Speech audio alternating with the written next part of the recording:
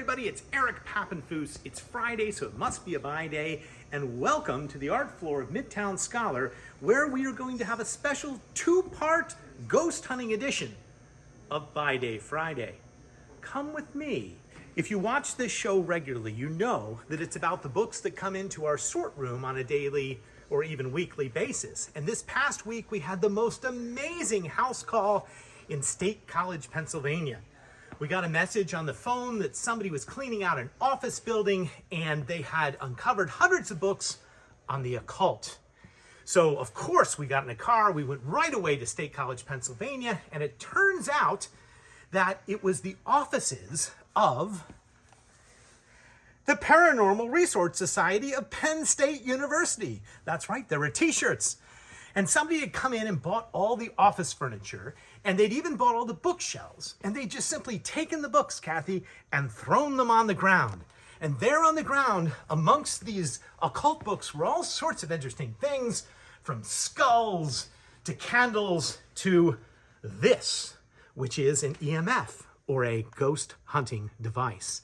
Let's see if the EMF can take us to our box. Oh, we're getting some activity.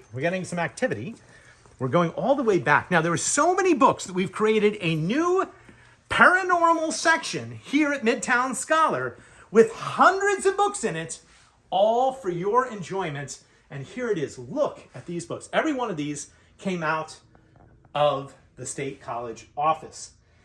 This, by the way, is called a Hand of Glory, according to our assistant manager, Scott. It's an ancient tradition where after people were hanged in the old days, you'd cut off their hand, you'd turn it into a candle, and it might grant you certain wishes. Look what else we found, Kathy, and boy, the ghost hunter EMF is making all sorts of... We found an actual exorcism kit, complete with holy water, an ancient Bible, a crucifix, and several medallions. And if that wasn't all, from the exorcism side of things, we also found a script of the movie The Exorcist that was signed by Eileen Dietz. And Eileen Dietz played Captain Howdy, or the demon, in the movie The Exorcist. What a cool find. But most of the books had to do with photography, and they were books like this, Picture Yourself Ghost Hunting, or this, How to Hunt Ghosts. And you can purchase all these books right here in our paranormal section of the Scholar. But let's get right to our box today, because there were some older, rarer books as well, and I wanted to show you a couple of the most amazing finds. Now, as if having an autograph of a demon isn't good enough, we also found a book which was autographed by the devil. Believe it or not, Anton LaVey wrote this book called The Complete Witch, and LaVey was the founder in America of the Church of Satan, the author of many books on the devil, and he actually signed this book on witchcraft, Riga Satanis, which is basically The Devil is King. He's a fascinating figure and character. It's not clear how much he really believed of what he discussed, but he claimed to have also played the devil in the movie Rosemary's Baby. So we have the demon from The Exorcist and the devil from Rosemary's Baby, which is pretty incredible. This book, The Complete Witch, is his advice to witches on how to manipulate men to get what they want. So it's a fascinating book. It also has the record of being the fastest selling book we've ever had on eBay. We listed this book just yesterday on eBay, and boom, it sold within 15 minutes. So wow. Somebody was searching keyword LaVey and purchased The Complete Witch.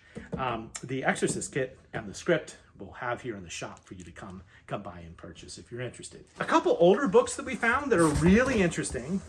One that I wanted to share with you is this fantastic book by Arthur Conan Doyle, our great friend, on the case for spirit photography. And if you're a watcher of Buy Day, you know that Doyle himself was particularly interested in spiritualism, the supernatural. He defended Marjorie. We had a great Buy Day episode on the medium Marjorie.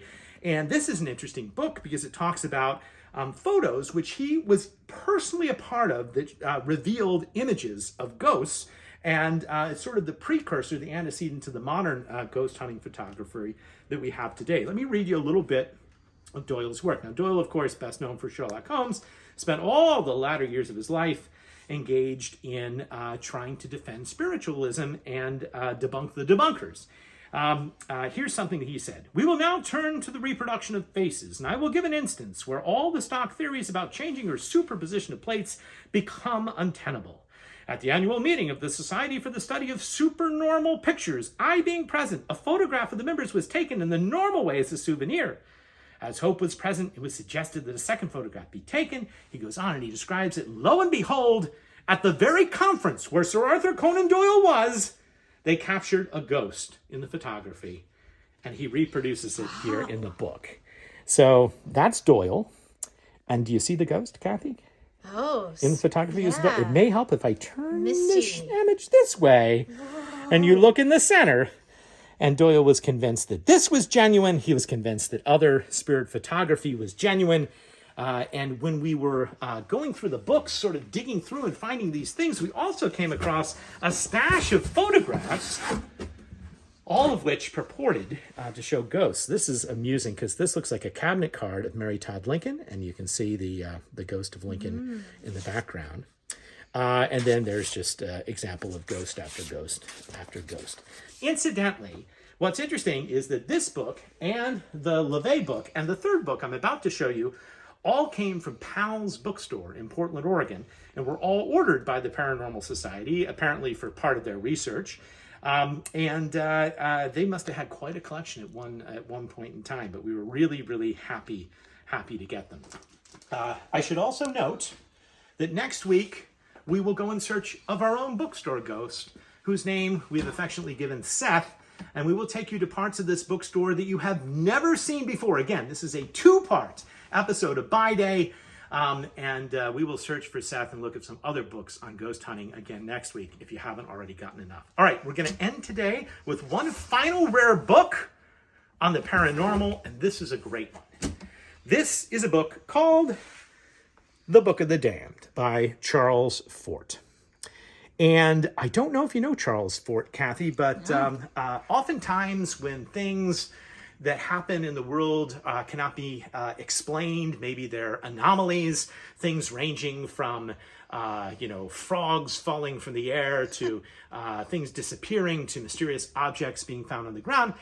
It's called Fortean. And there's actually a Fortean society, all of which grew up in response to the writings of Charles Fort. And Charles Fort is the first person to write a nonfiction book about these topics. And one of the topics that he talks a lot about in the book is UFOs. And this is very, very early for UFOs. Let's turn to the title page of this Book of the Damned. And you can see that it was actually published in 1919 by Bonnie and Liverite. And most of the modern UFO discussion really doesn't happen until post-World War II, at least the 1940s and 1950s. But Fort talks about it. It's a very curious book. By damned, what he means is facts and statistics that are damned by the scientific community because they don't fit our comprehensive understanding of the way things should be. So it's basically an entire book of anomalies. There is no index to this. There's no table of contents. It just goes on and on, listing one thing that he's discovered after another. It's very hard to read, but I'm going to read you just a little chapter just so you can get a little sense of the UFOs here. We see conventionally. It is not only that we think and act and speak and dress alike because of our surrender to social attempts, in which we are only supercellular. We see what is proper that we should see. It is orthodox enough to say that a horse is not a horse to an infant any more than it is an orange. An orange is an orange to the unsophisticated. It goes on and on about ways of seeing, and then it talks about alien abduction. He's the first person to use the term teleportation. Well, that's Charles Fort, and this is an amazing, amazing book. Well, we're going to end today with a funny book. In honor of ghosts and everything else, I chose a children's book. I thought a children's book might be particularly appropriate. Here's a children's book on dinosaurs, Kathy, properly titled... Oh, dear. All my friends are dead. Well, that'll do it for today. Remember to tune in next Friday and every Friday for more ghost hunting adventures in the world of books on By Day Friday.